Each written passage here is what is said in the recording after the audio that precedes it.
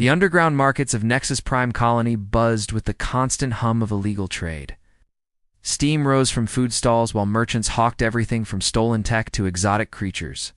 Deep in the maze of narrow corridors past the legitimate vendors lay the darker trades.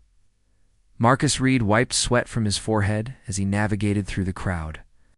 His maintenance uniform marked him as colony personnel, but down here nobody cared about official business.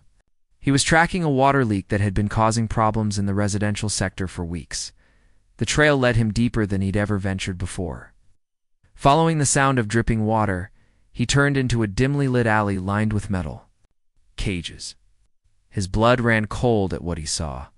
Most cages held various alien creatures, but in the largest one at the end sat a woman unlike any being he'd ever encountered.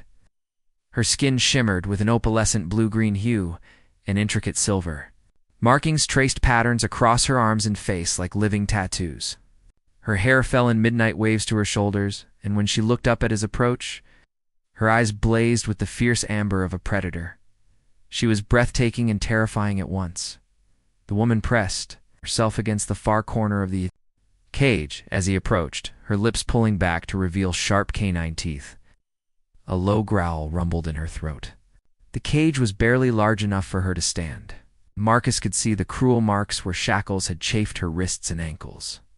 Beautiful, isn't she? A gravelly voice made Marcus's turn. The cagekeeper, a scarred human with missing teeth, leered at him. She's Velthra.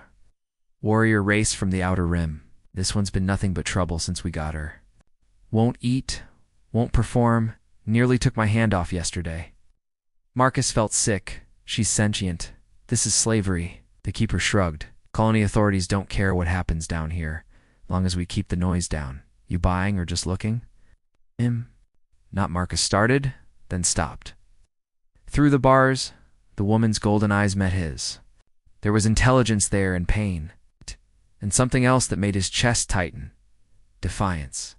Even caged and broken, she hadn't surrendered her spirit. How much? The words left his mouth before he could stop them. The keeper's eyes lit up. With greed. For her. She's prime stock, even if she is difficult. 15,000 credits. Marcus's heart sank. His entire savings wouldn't cover half that amount. But as he looked at those amber eyes again, seeing the flicker of hope that had appeared when he'd asked the price, he made a decision that would change both their lives forever. I'll be back, he told the keeper, then looked directly at the woman. I promise. Her head tilted slightly, and for just a moment, her expression softened from fury to something almost like wonder. 3 days later, Marcus returned with everything he owned, converted to credits, plus a loan that would take him years to repay. The woman was still there, though she looked weaker. She watched him approach, with wary hope in her amber eyes. The transaction was quick and brutal in its casual cruelty. Credits transferred, ownership papers signed, and suddenly Marcus held the key to another being's freedom. His hands shook as he unlocked the cage door. The woman didn't move at first, as if she couldn't believe it was real. Then slowly, carefully, she crawled out on hands and knees. When she tried to stand, her legs gave out from weeks of confinement.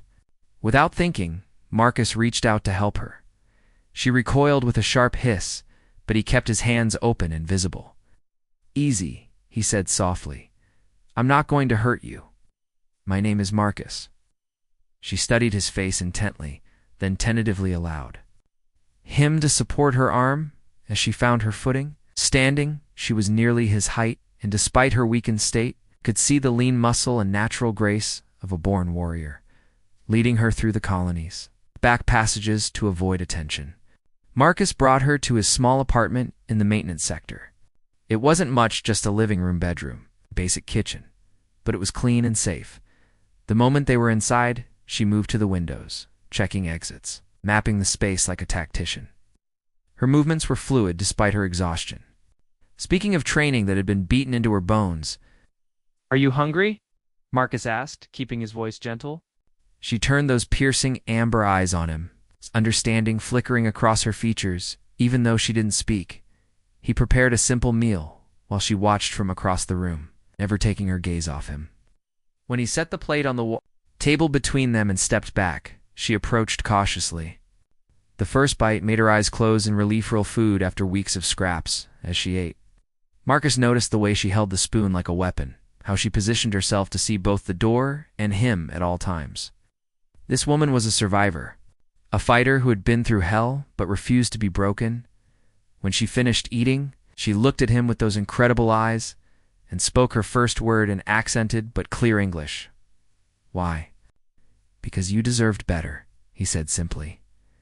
Something shifted in her expression then. A crack in the armor she'd built around herself. She touched her chest with one elegant finger and said softly, "Zara, Zara," he repeated, and saw her lips curve in the first smile he'd witnessed from hers, small and hesitant, but real. Over the following weeks, Zara slowly began to trust her new environment. Marcus learned that she was incredibly intelligent, picking up more English every day while teaching him words in her native Veltheron tongue. Her voice had a musical quality that made even simple conversations feel like poetry. She told him fragments of her story during quiet evenings. She had been a captain in her people's defense force, captured during a raid on a transport ship. Slavers had sold her multiple times, each owner trying to break her spirit. None had succeeded. "My people believe," she said one evening as they sat together watching the colony's artificial sunset, "that the spirit cannot be caged, even when the body is." Marcus found himself drawn not just to her exotic beauty, but to her strength, her resilience, the way she approached everything with a warrior's caution but a poet's soul. She had rituals meditation at dawn, combat forms practiced in precise sequences. It's a way of arranging objects that spoke of a culture rich in tradition. In return, he shared his own story. How he'd been a military engineer during the colony wars, designing weapons and defensive systems. How he'd grown sick of creating instruments of death and chosen instead to maintain the infrastructure that kept people alive. "You build peace instead of war," she observed. And the approval in her voice warmed him more than any commendation ever had. Their relationship deepened through small moments. When she flinched at sudden noises, he learned to move quietly.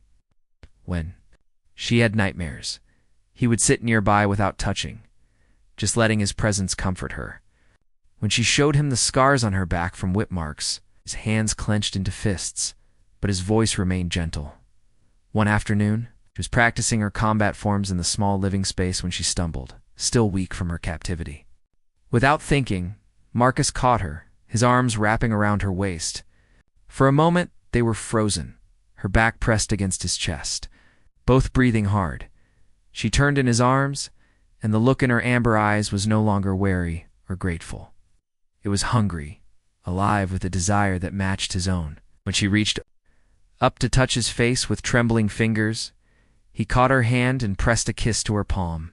"Zara," he whispered, and she answered by rising on her toes to brush her lips against his. The kiss was soft, tentative, a question rather than a demand. When she pulled back, her eyes searched his face. "Yes," he said, understanding her unspoken. "Question if you want this. Only if you want this." Her answer was another kiss, deeper this time, her arms wrapping around his neck as years of loneliness and pain began to heal in the warmth of genuine affection. The physical relationship that bloomed between them was a revelation for both. Zara had never known gentleness from another being. Marcus had never experienced such passionate intensity coupled with such trust. Their first night together was a careful exploration of boundaries and desires. Zara's skin seemed to glow. In the dim light, the silver markings on her body shifting and shimmering with her emotions. When Marcus traced them with gentle fingers, she arched beneath his touch with a soft musical sound that went straight to his heart. "Beautiful," he murmured against her throat, and she responded by pulling him closer, her sharp nails leaving light scratches across his shoulders that he would treasure as marks of her passion. She was alien in the most wonderful ways. Her skin was naturally cooler than his, but warmed under his touch. Her kisses tasted faintly of exotic spices, and when pleasure overtook her, those silver markings blazed like stars against her blue-green skin in the afterglow. As they lay entwined, She traced lazy patterns on his chest with her fingertips. "Among my people," she said softly, "when warriors choose a mate, they share scars as well as pleasure." She showed him a ritual scar on her shoulder, a deliberate mark that spoke of her rank and achievements. With a small ceremonial blade she had kept hidden, she offered to mark him as hers. He wished it. The brief pain was nothing compared to the joy of belonging to her, of being chosen by this magnificent creature who could have had any warrior of her own kind. When she kissed the small wound and whispered Veltharan words of binding over it, Marcus knew he would love her for the rest of his life. Their days fell into a rhythm of shared discovery. Mornings brought gentle awakening, her body curved against his silver markings, dim and peaceful in the early light. Afternoons meant work for him while she studied colony databases, learning about human culture and law. Evenings were theirs alone, cooking together, sharing stories, making love with increasing passion and tenderness. Zara learned to laugh at Marcus's terrible jokes, and he learned to appreciate the subtle humor in Veltharan wordplay. Him to fight with graceful economy of movement, and he showed her the hidden beauty in the colony's industrial systems. But their happiness couldn't remain hidden forever. Colony regulations were clear about relationships with non-citizen aliens, and Marcus's neighbors had begun to notice his guest. The night everything changed started like any other, with Zara curled against his side, her fingers tracing the binding scar she'd given him. "Whatever happens," she said quietly, "you gave me back my soul. I will love you across all the stars." He kissed her forehead, tasting the salt of her tears, knowing that their perfect world was about to shatter. The colony security forces arrived at dawn, Marcus's supervisor leading them with a grim expression. The charges were severe harboring an unregistered alien, violation of colony safety protocols, and conspiracy to undermine colonial authority. "She's not property," Marcus said as they tried to separate him from Zara. "She's a sentient being with rights. It's not under colonial law," the supervisor replied. "Unregistered aliens are considered dangerous until processed." She goes back to holding. "You face tribunal." Zara didn't fight as they bound her hands, but her amber eyes never left Marcus's face. "Remember the stars," she said in Veltharan, and he nodded, understanding her meaning. Their love was bigger than any law. The tribunal was a farce designed to make an example. Marcus's lawyer argued for leniency, pointing out his years of faithful service and the fact that Zara had committed no crimes. The colonial judge was unmoved. "The integrity of our society depends on strict adherence to regulations," he declared. "Marcus Reed, you are sentenced to deportation from Nexus Prime. The alien will be returned to the markets for proper processing."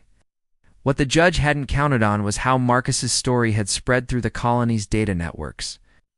Zara had used her time in his apartment to document her experiences, creating a detailed record of the slave markets and the sentient beings treated as property. The public outcry was immediate and overwhelming. Human colonists who had never questioned the system suddenly saw it through the eyes of Marcus's love for Zara and her dignified strength in the face of injustice. Protests erupted throughout the colony. Workers refused to report to their shifts. The markets were blockaded by angry citizens demanding reform. Marcus's case became a symbol of everything wrong with colonial policy. Under pressure from both the colony and Earth government, officials were forced to negotiate. A new treaty was drafted, granting rights and citizenship paths to sentient aliens. The slave markets were shut down permanently. Marcus and Zara were married in a ceremony that blended human and Veltharan traditions, attended by hundreds of colonists who had fought for their right to love. She wore traditional blue robes that complemented her skin, while her silver markings blazed with joy years later. As they watched their children, beautiful beings with amber eyes and shifting silver markings, play in their garden, Zara traced the binding scar on Marcus's shoulder. "You freed more than just me," she said softly. "You freed each other," he replied, pulling her close as their children's laughter filled the air with the music of hope and love conquering all boundaries. Their story became legend, proof that love could indeed change the universe, one heart at a time.